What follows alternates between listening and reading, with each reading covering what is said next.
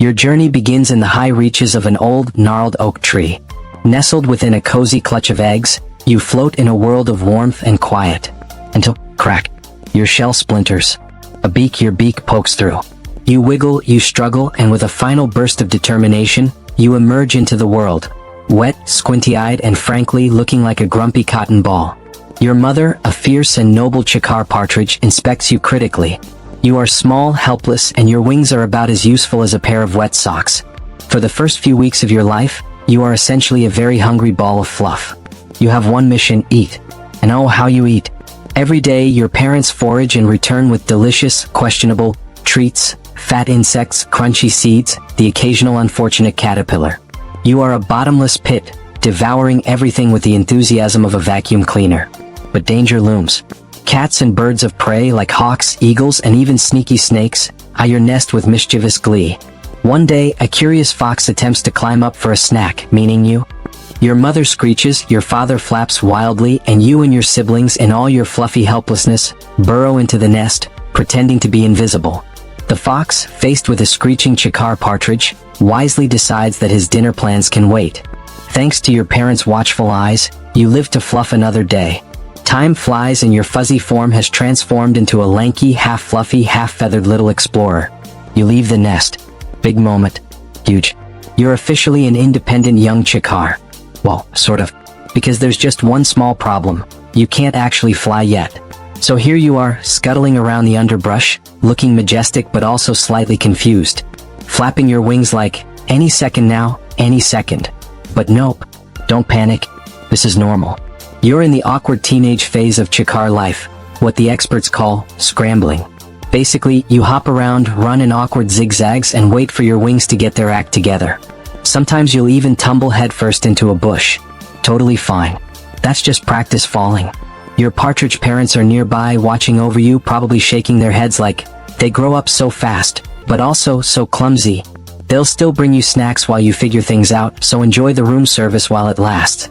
Finally, the day has come, your first flying attempt. The fluff has vanished, replaced by beautiful feathers. You stand on a rock, flexing your newfound wings. The moment is dramatic. The wind howls. The trees whisper encouragement. You leap, and immediately plummet like a sack of potatoes. Fear not. Failure is but a stepping stone to greatness. After several humiliating flops and near-catastrophic landings in bushes, you finally master the art of short flight. You burst from the ground, flap furiously, and glide just above the earth like a feathery champion. You nearly collide with a particularly rude raven who cackles insults at you, but it doesn't matter. You dear Chikar are airborne. Now that you've conquered the skies, or more accurately the lower branches, it's time to master the ancient Chikar art of foraging. No longer will you rely on the kindness of your parents. You must fend for yourself. This is where things get really fun. Your first lesson, stealth. Chikars are ground-dwelling birds with sharp eyes and even sharper reflexes. You try to sneak up on an unsuspecting grasshopper, but unfortunately your enthusiastic war cry gives you away. The insect, unimpressed, simply leaps into a bush, leaving you staring at nothing but leaves. Over time you improve. You learn to track bugs, scratch the ground with precision, and most importantly, keep your excited chirps to yourself until after victory. One particularly proud moment comes when you snatch your first real snack and try to share it with your mother, only to accidentally throw it at your father. Oops. Your parents, the wise and all-knowing Chikars who fed you, protected you, and tolerated your very annoying chirping, have suddenly decided, you gotta go. Now it's all on you. You need to find your own rocky hillside, your own foraging patch, and, most importantly, your own clueless bugs to terrorize. Welcome to adulthood. It's dry, it's dusty, and worst of all, no one cares if you miss a meal. But don't worry. You've got instincts, determination, and an incredible ability to run up steep slopes like an avian mountaineer. One evening, as the moon hangs fat and golden in the sky, you hear it, a soft, melodic cluck from the distance. Intrigued, you respond. A duet begins, echoing through the rocks. You meet your mysterious admirer, a stunning red-legged Chikar with feathers sleek and shimmering in the moonlight. Courtship begins. Your mate shows off impressive foraging skills, presenting you with the finest cricket cuisine. He puffs up his chest because, let's be honest, fluffiness is still impressive.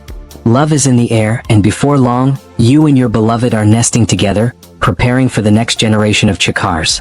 But guess what? You're not about to waste time building a fancy nest like those overachieving forest birds. No.